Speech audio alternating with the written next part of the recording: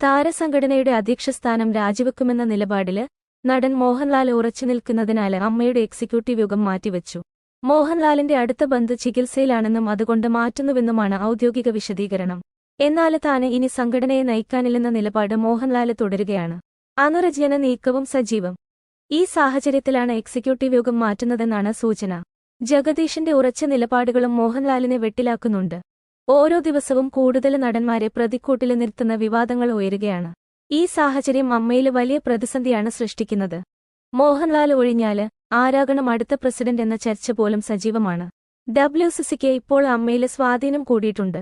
അതുകൊണ്ട് തന്നെ അവരെ പിന്തുണയ്ക്കുന്നവര് തിരഞ്ഞെടുപ്പിലൂടെ താക്കോല് സ്ഥാനത്ത് എത്താനും സാധ്യതയേറെയാണ്.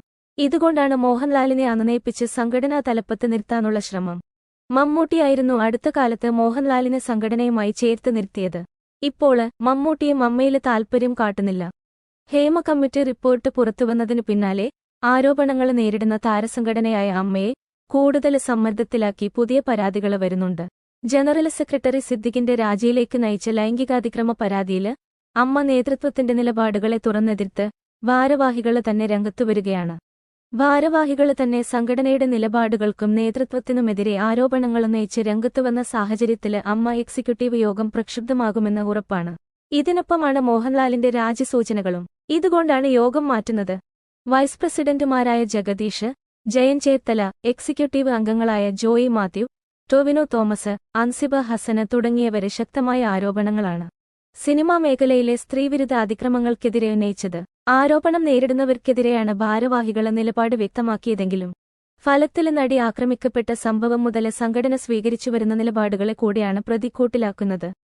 വൈസ് പ്രസിഡന്റായ ജയൻ ചേർത്തല ഹേമ കമ്മിറ്റി റിപ്പോർട്ടിനെക്കുറിച്ചുള്ള അമ്മയുടെ പ്രതികരണം വൈകിയെന്നും അത് സംശയങ്ങൾക്ക് ഇടവരുത്തിയെന്നും പറഞ്ഞിരുന്നു. അമ്മയുടെ മൗനം സംഘടനയെ മൊത്തം സംശയമുനയിലാക്കുമെന്നും ജയന് അഭിപ്രായപ്പെട്ടു. വെള്ളിയാഴ്ച രാവിലെ ജയന്റെ അഭിപ്രായപ്രകടനത്തിന് പിന്നാലെ ഉച്ചകഴിഞ്ഞാണ് അമ്മ ജനറൽ സെക്രട്ടറി സിദ്ദീഖ് വാർത്താസമ്മേളനം വിളിച്ച് നിലപാട് വ്യക്തമാക്കിയത്. അന്ന് തന്നെയാണ് നടൻ ജഗദീഷും പ്രതികരിച്ചത്.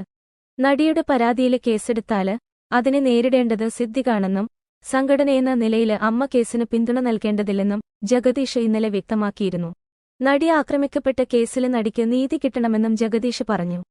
പിന്നാലെ സിദ്ദിഖിന്റെ രാജിയെത്തി. ഹേമ കമ്മിറ്റി റിപ്പോർട്ടില് പറയുന്ന കാര്യങ്ങള് ഒറ്റപ്പെട്ടതായി കരുതുന്നില്ലെന്നായിരുന്നു നടി അൻസിബ ഹസന്റെ പ്രതികരണം. അതിവേഗ കോടതികളിലൂടെ ഇത്തരം പരാതികള് തീർപ്പാക്കാന് കഴിഞ്ഞാല് കൂടുതല് പേര് പരാതികളുമായി രംഗത്തുവരും. ആരെയും പേടിക്കാതെ പരാതികള് ഉന്നയിക്കാന് സിനിമാ രംഗത്തടക്കമുള്ള സ്ത്രീകൾക്ക് കഴിയണം. അതിനുള്ള സാഹചര്യമൊരുക്കുകയാണ് സർക്കാരും സംഘടനകളും ചെയ്യേണ്ടതെന്നും അൻസിബ പറഞ്ഞു. നിലവിലെ അമ്മയുടെ ഭാരവാഹികളല്ലാത്ത നടി ശ്വേത മേനോന്, നടൻ അനൂപ് ചന്ദ്രന് തുടങ്ങിയവരും ഹേമ കമ്മിറ്റി റിപ്പോർട്ടിലും സിദ്ദിഖിനെതിരായ ആരോപണത്തിലും പ്രതികരിച്ചിരുന്നു. ഇതെല്ലാം അമ്മയിലെ അംഗങ്ങളെയും സ്വാധീനിച്ചിട്ടുണ്ട്.